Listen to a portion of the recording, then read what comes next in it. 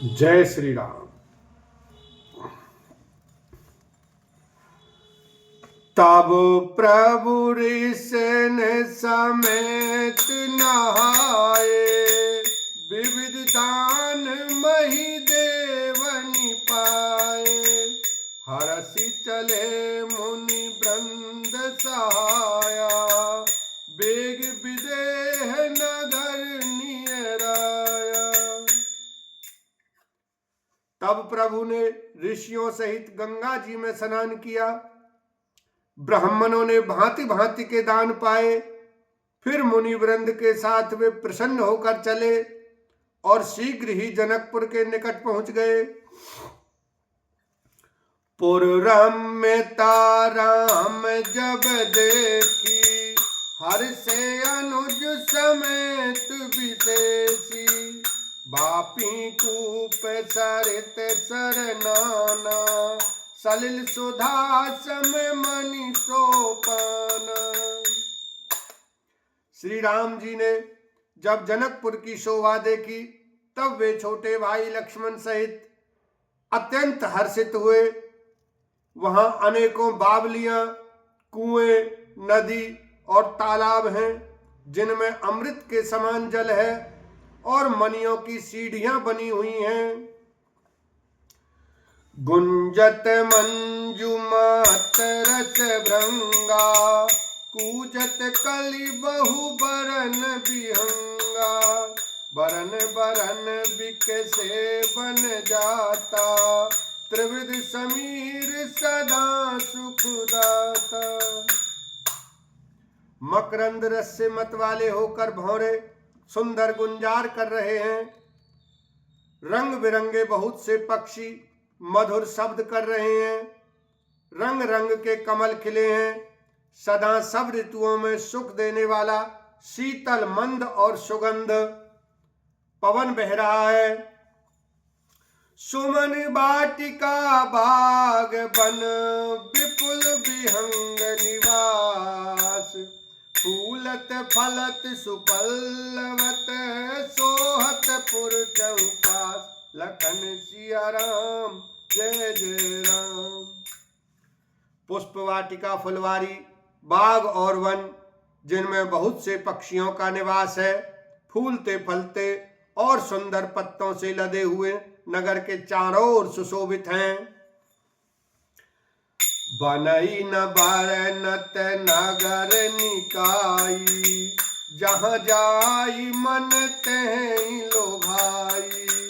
चारु बजारु विचित्र अंबारी, मनि में विधि जनुष कर समारी। नगर की सुंदरता का वर्णन करते नहीं बनता। मन जहां जाता है वहीं लुभा जाता, रम जाता है। सुंदर बाजार हैं, मणियों से बने हुए विचित्र छज्जे हैं, मानो ब्रह्मा ने उन्हें अपने हाथों से बनाया है। धनिक बनिक बर धनद समान, बैठे सकल वस्तु लई नाना। चौहट सुंदर गलियां चुहाई, संतत रहे सुगंध सिंचाई। कुबेर के समान श्रेष्ठ धनी व्यापारी सब प्रकार की अनेक वस्तुएं लेकर दुकानों में बैठे हैं। सुंदर चौराहे और सुहावनी गलियां सदा सुगंध से सिंची रहती हैं। मंगलमय मंदिर सबके रे, चित्रित जनुरति नाथ चितेरे। पुर नर नारी सुभग सुचि संता, धर्मशील ज्ञानी गुणवंता। सबके घर मंगलमय हैं और उन पर चित्र कढ़े हुए हैं, जिन्हें मानो कामदेव रूपी चित्रकार ने अंकित किया है। नगर के सभी स्त्री पुरुष सुंदर, पवित्र, साधु स्वभाव वाले, धर्मात्मा, ज्ञानी और गुणवान हैं। अति अनूप जह जनक निवासु, बित कहीं विबुध बिलोक बिलासु। होते चकित चित कोट बिलोकी, सकल भुवन शोभा जनु रोकी। जहाँ जनक जी का अत्यंत अनुपम सुंदर निवास स्थान महल है, वहां के विलास ऐश्वर्य को देखकर देवता भी थकित स्तंभित हो जाते हैं। मनुष्यों की तो बात ही क्या, कोट राजमहल के परकोटे को देखकर चित्त चकित हो जाता है। ऐसा मालूम होता है मानो उसने समस्त लोगों की शोभा को रोक घेर रखा है।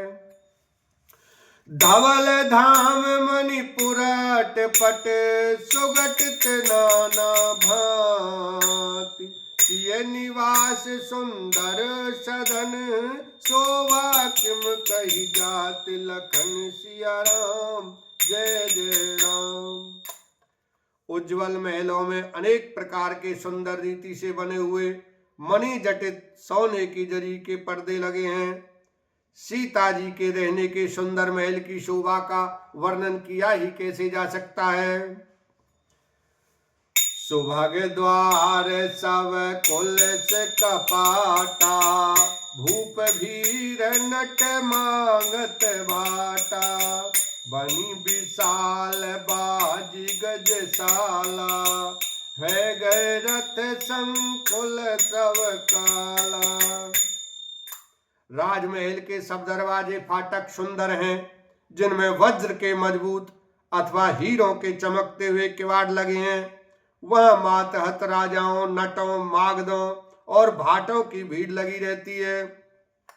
घोड़ों और हाथियों के लिए बहुत बड़ी बड़ी घुड़सालें और गजशालाएं, फील खाने बनी हुई हैं, जो सब समय घोड़े, हाथी और रथों से भरी रहती हैं।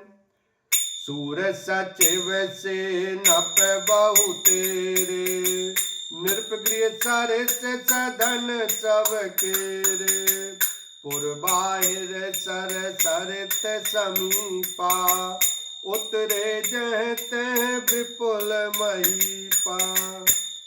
बहुत से शूरवीर मंत्री और सेनापति हैं, उन सब के घर भी राजमहल सरीखे ही हैं। नगर के बाहर तालाब और नदी के निकट जहां तहां बहुत से राजा लोग उतरे हुए डेरा डाले हुए हैं। देखी अनूप एक अवराई, सब सुपास सब भांति सुहाई, कौशिक कहे मोर मनुमाना, यहाँ रही रघुवीर सुजाना। वहीं आमों का एक अनुपम बाग देखकर, जहां सब प्रकार के सुभीते थे और जो सब तरह से सुहावना था, विश्वामित्र जी ने कहा, हे सुजान रघुवीर, मेरा मन कहता है कि यहीं रहा जाए। भले नाथ कही कृपा निकेता, उतरे तह मुनि वृंद समेता, विश्वामित्र महामुनि आए, समाचार मिथिलापति पाए। कृपा के धाम श्री रामचंद्र जी बहुत अच्छा स्वामिन कहकर वहीं मुनियों के समूह के साथ ठहर गए।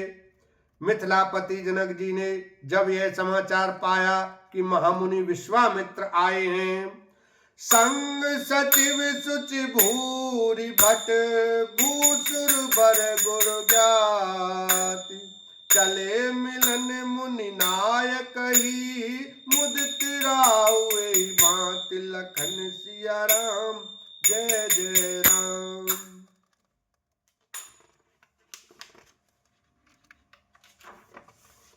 तब उन्होंने पवित्र हृदय के ईमानदार स्वामी, भक्त, मंत्री, बहुत से योद्धा, श्रेष्ठ ब्राह्मण गुरु सतानंद जी और अपनी जाति के श्रेष्ठ लोगों को साथ लिया और इस प्रकार प्रसन्नता के साथ राजा मुनियों के स्वामी विश्वामित्र जी से मिलने चले। बोलो सियावर रामचंद्र की जय, उमापति महादेव की जय।